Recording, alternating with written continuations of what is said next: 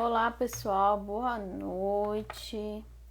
Sejam todos bem-vindos à segunda-feira. Sejam todos bem-vindos ao canal. Vocês podem falar quem vocês são, de onde é que vocês estão falando. Para quem não me conhece, meu nome é Ana, eu sou a fundadora dessa página que existe desde 2014, né? Junto com a Jada a gente traz conteúdo para vocês, a gente também realiza algumas lives. Falo de Marabá do Pará, porém sou nordestina, sou natural da Paraíba. E a gente tá aqui, né, para fazer leitura, para fazer reflexão. Oi, Tia Márcia, um beijo. E enquanto vocês vão chegando, aí vocês vão falar de onde é que vocês estão. Eu vou falar um pouquinho sobre as atividades que acontece aqui na página. Hoje é segunda-feira, né, dia do Destrinchando Fonte Viva. A gente faz a leitura e a reflexão desse livrinho aqui, tá? Toda segunda-feira. Uma segunda-feira sou eu, uma segunda-feira é a Jade, tá? Às quartas-feiras a gente volta com os Minutos com a Joana. A gente tá lendo esse livrinho aqui com vocês, O Vida Feliz. Uma quarta-feira sou eu, uma quarta-feira é a Sabrina. Então essa semana será a Sabrina aqui com vocês, tá? Às quintas-feiras nós temos o estudo do Livro dos Espíritos, a primeira obra básica da codificação. Esse estudo é realizado no Meet, tá?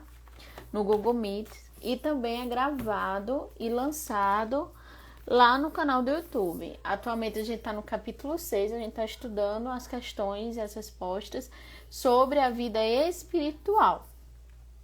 E aos sábados, de forma quinzenal, nós temos o Clube do Livro, que eu não sei se vocês vão conseguir ver aí, mas é essa obra que a gente está lendo agora, que é Nas Vorazes do Pecado, da Ivone do Amaral Pereira. Então, essas lives são quinzenais, quem conduz é a Jade, junto com os meninos do Sou Jovem Espírita Amapá e Eu Espírita. Tanto o Clube do Livro como o Livro dos Espíritos tem grupo lá no Telegram. Para quem quiser participar, é só ir lá na link da bio que vocês vão ter acesso ao link dos grupos. Então, vocês fiquem à vontade, né? Para estudar e para fazer parte das atividades da página, porque tem bastante estudo, tem bastante leitura e tem bastante reflexão aqui, né? Então, hoje é segunda-feira, nós vamos fazer o Destrinchando, né? Agora, e como é que funciona? Eu vou ler e a gente vai discutir sobre a mensagem. E vocês também podem ficar à vontade para falar o que é que vocês entenderam, dar a contribuição de vocês. Fiquem bem à vontade mesmo para participar, tá? Então vamos lá. O nome da mensagem é A Retribuição. Pedro disse-lhe: E nós que deixamos tudo e te seguimos, que receberemos? Mateus capítulo 19, versículo 27. A pergunta do apóstolo exprime a atitude de muitos corações nos templos religiosos. Consagra-se o homem a determinado círculo de fé e clama de imediato: que receberei? A resposta, porém, se derrama silenciosa através da própria vida. Que recebe o grão maduro após a colheita? O triturador que o ajuda a purificar-se. Que prêmio se reserva a farinha alva e nobre? O fermento que a transforma para a utilidade geral. Que privilégio caracteriza o pão depois do forno? A graça de servir. Não se formam cristãos para adornos vivos do mundo, e sim para a ação generadora e santificante da existência. Outrora, os servidores da realeza humana recebiam espólios dos vencidos, e com eles se rodeavam de gratificações de natureza física, com as quais abreviavam a própria morte. Em Cristo, contudo, o quadro é diverso. Vencemos em companhia dele para nos fazermos irmãos de quantos nos partilham a experiência, guardando a obrigação de ampará-los e ser-lhes úteis. Simão Pedro, que desejou saber qual seria a recompensa pela adesão à Boa Nova, viu de perto a necessidade da renúncia. Quanto mais se lhes acendrau a fé, maiores testemunhos de amor à humanidade lhe foram requeridos. Quanto mais conhecimento adquiriu, a mais ampla caridade foi constrangido até o sacrifício externo. Se deixaste, pois, por devoção a Jesus, os laços que te prendiam às zonas inferiores da vida, recorda que, por felicidade tua, recebeste do céu a honra de ajudar, a prerrogativa de entender e a glória de servir. Olha que lindo, né? O nome da mensagem é a retribuição. E Emmanuel traz um trecho do Evangelho, segundo Mateus, que é Pedro perguntando a Jesus, e aí? Mas aí o que é que a gente ganha se a gente te seguir? E a gente, querendo ou não, a gente tem esse hábito de recompensa, né? A gente sempre quer, sempre esperar alguma coisa, né? Das renúncias que a gente faz, das atividades que a gente desenvolve, a gente sempre espera alguma coisa. E muitas pessoas entram no espiritismo achando que o espírita, por ser espírita, por conhecer o espiritismo, por fazer esse trabalho, né, de caridade, porque a marca do espiritismo não é somente estudar, mas também trabalhar em prol do bem. E desenvolve muitas atividades voluntárias, basta vocês irem no centro espírita que vocês vão conhecer. E muitas dessas pessoas acham que por desenvolver algum trabalho bom, no bem, vão estar isentas de problemas. Então, quando a gente entra em algo já pensando dessa forma, querendo ou não, a gente está querendo uma retribuição, como Pedro perguntou a Jesus. Sim, e se a gente deixar tudo para te seguir, o que é que a gente vai receber em troca? Pedro perguntou a Jesus. E de forma direta ou de forma indireta, a gente também pergunta, né? Quais são as condicionantes, né? Quais são as cláusulas do contrato em seguir Jesus e renunciar ao mundo? E aí Emmanuel começa, né? Que a pergunta de Pedro exprime a atitude de muitos de nós. Sejam espíritas, sejam católicos, sejam protestantes, né? Cristãos no geral. A gente se questiona sobre isso, né? Como eu falei. Então, quando a gente se consagra, né, quando a gente se dedica à nossa fé, aquilo que a gente acha que é a nossa religião, né, em que a gente se dedica, a gente vai perguntar isso mesmo, né? O que eu receberei? O que é que o céu vai fazer por mim se eu me dedicar à minha religião? E Emmanuel fala que a resposta, às vezes, é silenciosa, né? E a resposta, ela vem no decorrer da nossa própria vida, do nosso dia a dia.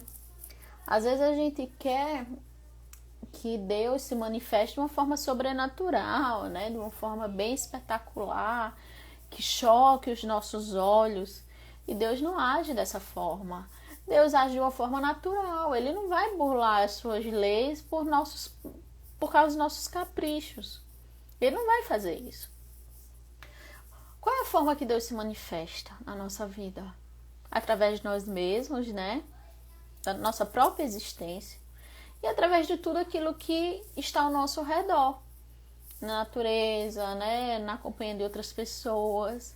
Então, muitas das vezes, aquilo que a gente atribui, foi o acaso, né, que me trouxe até aqui, foi o acaso que me fez tomar tal decisão, né, e eu estou colhendo a felicidade agora, é justamente a providência divina, é justamente a resposta dessa pergunta, o que é que eu receberei? E aí, quando a gente conquista algo, a gente atribui a sorte, a gente atribui a signo, né?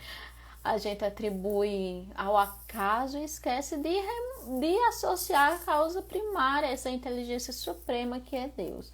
Então, muitas das nossas respostas, dessa retribuição do alto, vai ser de forma silenciosa, vai ser no nosso dia a dia mesmo, aquelas coisinhas que a gente deixa passar desapercebido. E aí, Emmanuel, ele começa a comparar, né? Olha, por exemplo, o grão, o trigo, quando ele está maduro, o que é que acontece com ele após a colheita? o triturador vai ajudar com que ele se purifique. Então, o triturador vai refinar aquele grão. Ele continua. E o que acontece com o grão? O que acontece com esse grão refinado, com essa farinha que ele se tornou? Emmanuel continua. O fermento que a transformará para a utilidade geral. Então, o fermento vai fazer com que essa farinha ela cresça, né? Ela tem uma mensagem que a gente vai ver mais para frente, que é sobre o fermento espiritual, muito bonita também de Emmanuel, que ele fala justamente isso. Um pouco de fermento faz crescer, né, a massa, e aí Emmanuel vai fazer o elo com a nossa fé. Porque um pouco da nossa fé pode fermentar essa massa, né, pode fazer crescer essa massa. Então ele disse assim, o fermento vai fazer com que ela cresça, né, e sirva para diversas finalidades. Aí ele continua. E qual é o privilégio do pão, né? Depois de ser assado? A graça de servir. Então veja só o processo que foi do grão a chegar ao pão e fazer a sua finalidade, que é nos alimentar. E ele continua que não se forma cristãos para adornos vivos do mundo, e sim para a ação regeneradora e santificante da existência. Então, o convite que Jesus faz ele fala, né? Ele faz esse convite para a gente que a gente se regenere, para que a gente santifique a nossa própria existência. O Evangelho de Jesus é algo novo, é algo que nos remete, né, nos reflete a essa purificação de sentimentos e de vida mesmo. E não é para a gente se tornar um objeto, né, sei lá, uma figura importante no centro espírita, nos nossos templos religiosos. Nada disso. Nenhuma posição de destaque, se não for realmente necessário. Mas a principal finalidade de sermos cristãos é essa, de a gente se regenerar, da gente se santificar, da gente se melhorar a cada dia, da gente buscar formas de serviço. Aí ele falou que antigamente, né, os servidores da realeza humana, né, a galera lá da corte, né, do clero, ela recebia espólio, né, ou sejam, posses daqueles que eram vencidos na guerra, né? Eles ficavam com aquilo daquele povo que eles dominavam. E com eles, né, eles ficavam ricos, né? Se enriqueciam de dinheiro, de terras, né? De objetos. E que esse processo fez com que muitos desses né, donos do mundo, donos de uma determinada população, adoecessem rápido e morressem também muito rápido. Ele disse assim, mas estando em Cristo é bem diferente, né? Vencemos sim, a gente pode sim vencer, mas na companhia dele, para nos fazermos irmãos de quanto nos partilham a experiência. Ou seja, a gente não está aqui, ser cristão não é querer ter coisas. Tem muita gente que ainda usa o evangelho de Jesus para subjugar as pessoas, para fazer com que elas continuem em penúria, para fazer com que eles ainda se ganhem, né, com a fé alheia. Olha só, né, mais de 2000 e lá vai bolinhas anos, e ainda usa o evangelho de Jesus para enriquecimento pessoal. Usam a boa fé, né, a ingenuidade das pessoas para ganhar dinheiro. Então ele disse assim, não é bem esse tipo de convite que Jesus fez para nós, foi justamente a gente se ver como verdadeiros irmãos, para que a gente possa compartilhar essa existência, para que a gente possa compartilhar a nossa experiência, para a gente buscar a forma de a gente se amparar, da gente ser útil uns aos outros. E Simão Pedro foi um apóstolo que a gente pode ver dois Simãos Pedro. Simão Pedro com Jesus e Simão Pedro após a morte de Jesus. E a gente vê isso muito claro na obra Paulo e Estevão, essa mudança de Pedro, essas mudanças de Simão Pedro. Então, Simão Pedro, né, ao conhecer Jesus, ele queria saber assim, quais eram as vantagens, né, de ser um apóstolo, de ser um seguidor de Jesus, qual seria a recompensa que ele teria em aderir ao cristianismo, né, em disseminar a boa nova. E ele pôde ver, né, através de todo o processo com Jesus, após a desencarnação de Jesus, essa necessidade de renunciar. Essa renúncia que o Evangelho nos convida. E quanto mais ele se propôs viver o Evangelho, né, maiores testemunhos ele deu de amor e de renúncia para a humanidade. Quanto mais ele conheceu o Evangelho, como aqui diz, né, mais a ampla caridade ele foi convidado a fazer, até o sacrifício de si mesmo, porque a gente fala, né, que Simão Pedro foi o primeiro apóstolo, foi o primeiro papa, né, do cristianismo, toda aquela coisa. Só que Simão Pedro, após o desencarne de Jesus, já na história de Paulo de Tarso, né, no tempo de Paulo de Tarso, Pedro, ele começou através da Casa do Caminho. E essa Casa do Caminho, qual era a finalidade dela? É a assistência. Foi uma casa assistencialista. Então, quem é que Pedro recebia ali? E os outros apóstolos? Os esquecidos do mundo. Os que eram perseguidos, os doentes, os pobres, as viúvas, os órfãos. Então, eles fundaram essa Casa do Caminho para dar assistência a essas pessoas. E a partir de então, eles faziam o estudo do Evangelho, né, dos ensinamentos de Jesus junto àquelas pessoas. Né? Então, quando Simão Pedro de fato disse, não, o Evangelho de Jesus me convida a outro tipo de vida, olha o que Simão Pedro conseguiu fazer, né? Olha o tamanho da obra que Simão Pedro conseguiu conquistar. Porque tem muita gente que só lembra de Simão Pedro, aquele Simão Pedro enérgico, né? Que andava com a faquinha, não sei se vocês já ouviram isso, né? Tem pessoas que, por exemplo, defende o uso de armas, porque Simão Pedro sempre estava com a faquinha ali, como se Simão Pedro sempre estava na espera de ser violento com alguém, de machucar alguém, de retaliar, né?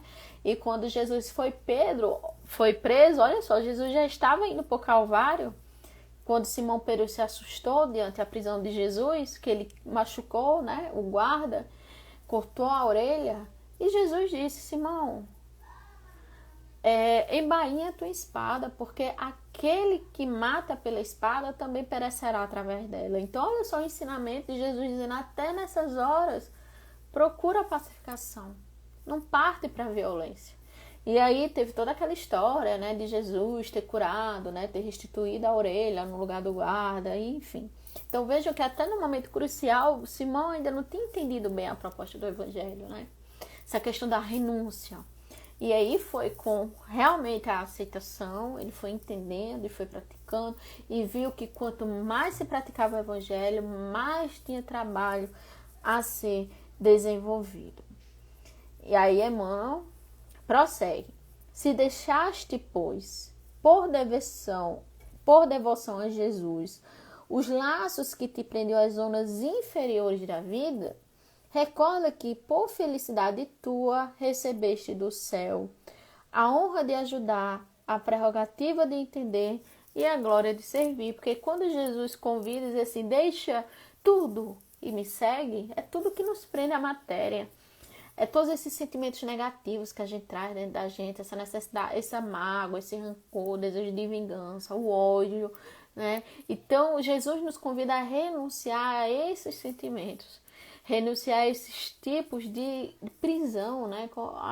Nutrir maus sentimentos, maus pensamentos, é como se a gente fosse criando uma prisão ao nosso redor. Então, quando a gente opta em abrir mão, né, do apego à matéria, dessas coisas que nos prendem à vida material, a gente precisa recordar que, por mérito, né, nosso, a gente vai receber o céu, como ele diz, né?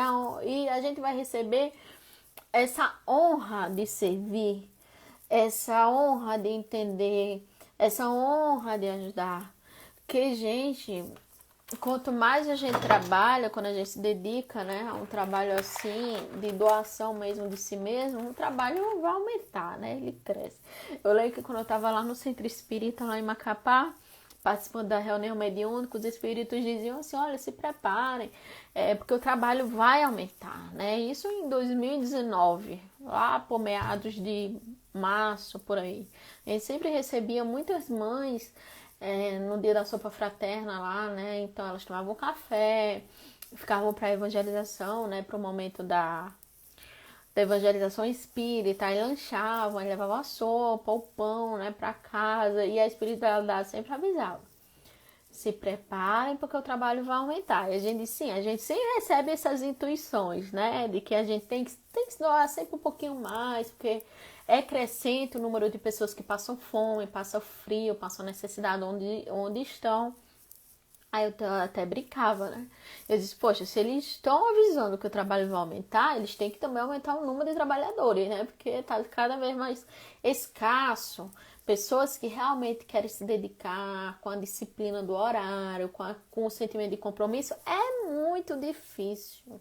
É muito difícil, porque é justamente isso, é a renúncia, sabe? É apagar um pouquinho de si mesmo para poder ajudar o semelhante, para poder vê-lo, sentir o que aquelas pessoas estão passando. Aí o que foi que aconteceu? Essa mensagem foi começo de 2019. Veio o Covid, estou aqui em Marabá, em outro centro espírita, e em tempos ditos normais, né? Que isso é bem complicado a gente dizer se isso que a gente está vivendo é anormal, né? Ou se vai levar ainda um pouquinho de tempo para passar. Mas antes do Covid, a gente fazia um panelão de sopa que dava para todas as famílias serem atendidas e ainda sobrava um pouco para os trabalhadores lancharem, né? Assim, se confraternizarem. E hoje já dobrou. Né? Já são 2 panelões de sopa e a estimativa é que aumente cada vez mais. Por quê? Porque aquele aviso lá de trás está acontecendo agora. O trabalho está aumentando, a fome, a sede, o frio, o abandono crescente. E aí, se a gente quer viver pelo Cristo, né, que a gente não fique esperando qualquer tipo de retribuição para poder começar a servir, que a gente não fique esperando, se você vier, você vai receber isso, isso, isso em troca, sabe? Até nisso, ó, vai um pouquinho de ostentação.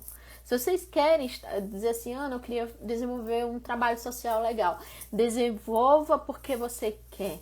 Desenvolva porque você quer se sentir útil, você quer levar algo de bom para as pessoas.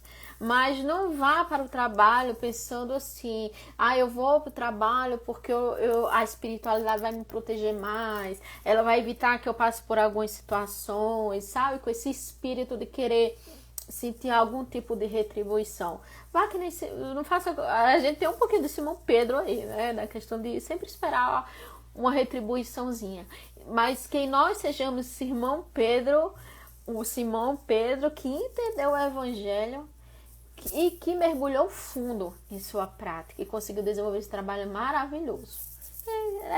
É isso mesmo, a gente vai amadurecendo, né, conforme o tempo vai passando. Isso é natural, não se cobre também, não crie muito caso sobre isso não. Eu, antes de ser espírita, antes de me tornar espírita, eu tinha um entendimento um pouquinho diferente sobre caridade. Eu chegava muito para minha avó e dizia, tinha esse espírito de retribuição, né? De fazer o bem, achar o máximo, né? Isso aí falou para todo mundo, porque eu fiz o bem, enquanto eu sou maravilhosa e tal, né? E Deus me ama, tem todo aquele papo furado, né? E aí quando eu me tornei espírita, eu vi que aquilo não era caridade, porque eu estava fazendo, né? Porque pela necessidade de ser vista, porque querendo ou não, quando eu digo, porque Deus viu, é porque eu tinha essa necessidade de ser vista, né? Eu esperava algum tipo de retribuição. Aí quando fui ler, né, sobre a caridade, fora a caridade na salvação do Evangelho segundo o Espiritismo, eu digo, eita, né? Então vamos fazer esse correto. a lição agora, né? Já que a pessoa que aprendeu, não há por que mais manter o erro. Então é isso, é fazer de coração aberto, porque você quer se sentir bem, porque você vai ficar feliz em vendo pessoas sendo ajudadas, né? E saber que você faz parte disso. Esse sentimento que a gente tem ao desenvolver um trabalho no bem é muito gratificante, tá? É muito bom você saber que você está levando um pouquinho de paz para uma família, né? Para um ser humano, é algo assim. Deus se manifestando através da gente. E olha só, não é nada fantástico e mirabolante, né? É, como Emmanuel disse, a resposta se derrama silenciosa através da nossa própria vida. E a gente se permitir, a gente sente esse amparo espiritual, né? Essa paz no coração por estar fazendo o que é correto. E era isso, pessoal. Vocês ficaram caladinhos aí, né? É uma mensagem muito bacana. Amor assim de tudo. Sara, no início, acho que somos quase todos assim, né? Quase todos. E imagina que quando a gente se torna espírita, a gente começa a ler, né, os romances espíritas, as obras de André Luiz, que se fala em bônus hora, aí pronto. Aí o trabalho espírita se tornou, não, bora que eu tenho que trabalhar, porque eu tenho meus bônus horas, e eu quero ter direito a não sei o que lá, no plano espiritual. Olha o sentimento de retribuição, né? Já esperando retribuição. Não, faça porque é o correto a ser feito, né? E não porque alguma coisa tá caindo em alguma conta bancária aí, né? Então, olha só como nós somos ainda, né? Muito materialistas, né? Não é, menina? É, menina. Quando a gente tira onda, né? Mas será que a gente tira onda ou tem um fundinho de verdade aí? Complicado, né? Reforma íntima não é fácil, viu? Se reformar. Se a reforma íntima não der trabalho, é porque eu acho que a gente não tá fazendo negócio direito. E é isso, pessoal. A gente se vê agora quarta-feira. Quarta-feira a Sabrina volta aqui para fazer os minutos da Joana com vocês. Vão lá na bio, vejam as atividades desenvolvidas aqui na página e a gente se vê no direct, a gente se vê na postagem, tá bom? Fico pedindo humildade sempre. É um exercício. Crie um mantra de vocês. Se estão perdendo a paciência, lembrem do mantra. Sou espírita, sou espírita, sou espírita, sou espírita. Ou BIP, né? Que é benevolência, indulgência e perdão. BIP, BIP, BIP, BIP, BIP. Crie um mantra de vocês. Mas é isso. Que a gente seja perseverante. Não é o caminho fácil, Jesus não prometeu caminho fáceis, mas Jesus, né, nos prometeu pelo menos uma vida espiritual melhorzinha do que a de hoje, né? Crescer dói, justamente, Adriana. Chico Xavier tinha aquela frase, né? A gente evolui desidratando, seja pelo sopro do trabalho ou pelas lágrimas de sofrimento, que seja pelo suor do trabalho. Então vamos abraçar o trabalho e vamos trabalhar. Beijo, pessoal. Até quarta-feira. Tchau.